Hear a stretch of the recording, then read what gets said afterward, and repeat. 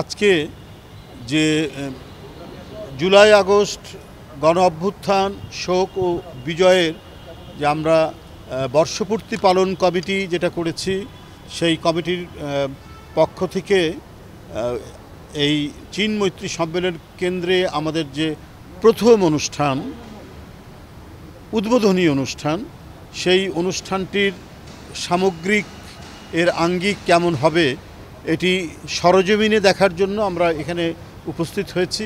রাজনীতিবিদ এবং বুদ্ধিজীবী, বিশ্ববিদ্যালয়ের শিক্ষক, প্রকৌশলী, আইনজীবী, এই যে আমাদের ফারজানা পুতুল এখানে আছে, সবাই মিলে আমাদের এই কমিটিটা। আমরা এখানে একটা গুরুত্বপূর্ণ ভিজিট আমরা এখানে করলাম। আমরা আমাদের অ্যাকোমোডেশন এবং শহীদ পরিবার যারা আসবে তাদেরকে আমরা কিভাবে এইখানে তাদের বসতে দেওয়া এবং তারা কিভাবে এখানে অবস্থান করবেন এই সহ সামগ্রিকভাবে অনুষ্ঠানটি যাতে অত্যন্ত মর্যাদা এবং ভাব গাম্ভীর্যের মধ্যে আমরা করতে পারি।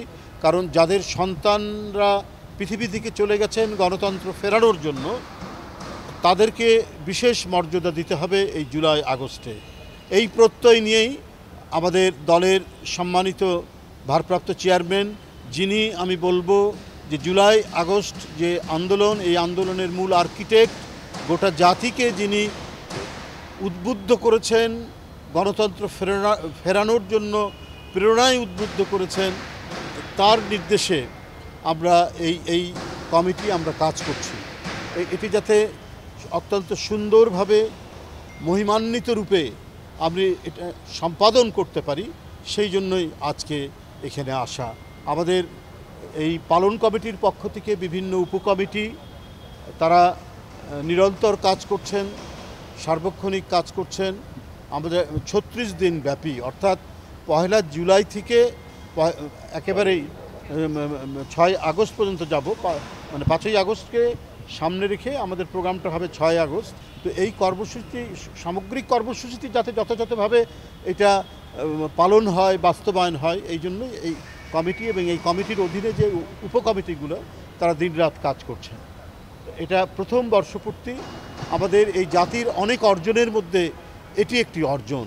আর এই অর্জনের জন্য যারা আত্মাহুতি দিয়েছেন, জীবন দান করেছেন, ছোট বাচ্চা থেকে শুরু করে, শিশু থেকে শুরু করে তরুণ, যুবক, শ্রমিক, রিক্সাওয়ালা, কেউ বাদ যায়নি। তো সুতরাং এই আত্মদানের, এই জীবন উৎসর্গ করি শহীদদেরকে আমাদের স্মরণ রাখতে হবে প্রতিক্ষণে, প্রতি সময়ে। আর বিশেষ করে জুলাই আগস্টে আমাদের বিশেষ সম্মান তাদেরকে দিতে হবে।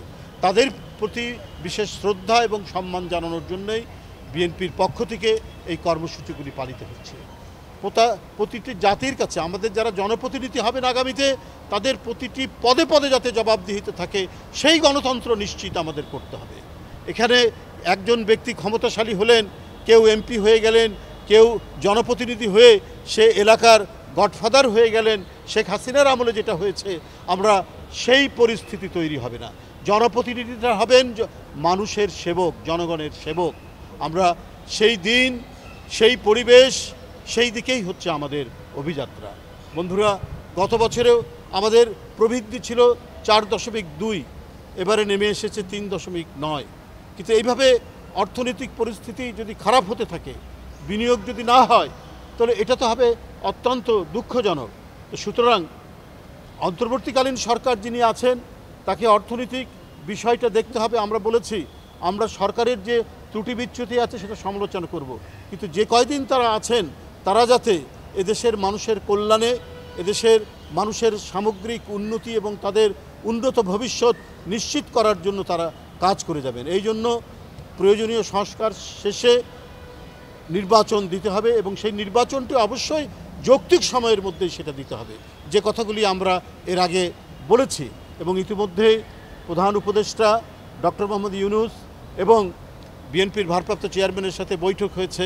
এই বৈঠকের পরবর্তীতে গোটা দেশের মধ্যে মানুষের আবারও আশাবাদ জেগে উঠেছে যে না, আমরা একটি ভালো ভবিষ্যৎ নির্মাণ করার জন্য যাচ্ছি।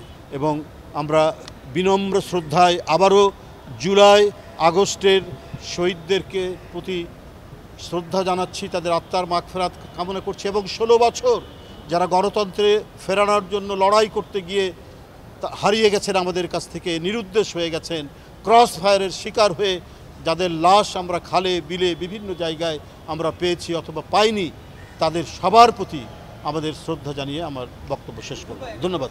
মানুষের যে আকাঙ্ক্ষা যে নির্বাচনের কবে নির্বাচন হওয়া উচিত এই নিয়ে বিভিন্ন ফোরামে আলাপ আলোচনা হয়েছে।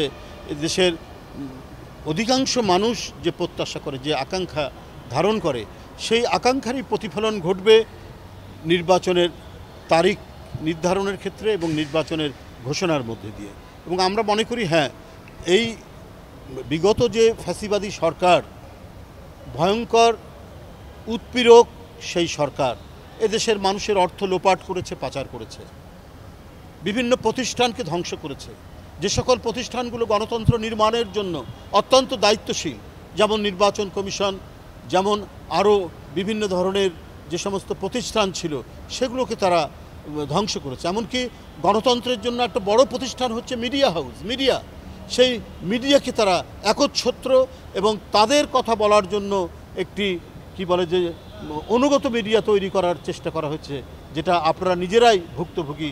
আপনারা নানা সময়ে সত্য কথা বলার জন্য নিপীড়িত হয়েছেন, নির্যাতিত হয়েছেন। আমরা এখানে যারা দাঁড়িয়ে আছি তারা অধিকাংশই আমরা কারাগারে গেছি। কত মিডিয়ার কর্মী, সাংবাদিক তারা যে সত্য লেখনের জন্য কারাগারের মধ্যে মাসের পর মাস জেল খেটেছেন, এটা তো জানেন। তো এগুলো প্রতিষ্ঠান তারা ভেঙে ফেলেছিলেন যাতে মানে প্রকৃত গণতন্ত্র না আসে, ফ্যাসিবাদের এক দুর্বিষহ এবং হিংস্র রূপ যাতে সবসময় থাকে, মানুষ যাতে শেখ হাসিনা এবং তার দলকে ভয় করে, সেই রকম একটি কালচার, সংস্কৃতি তিনি নির্মাণ করেছিলেন। আমরা সেই দিকে যেতে চাই না।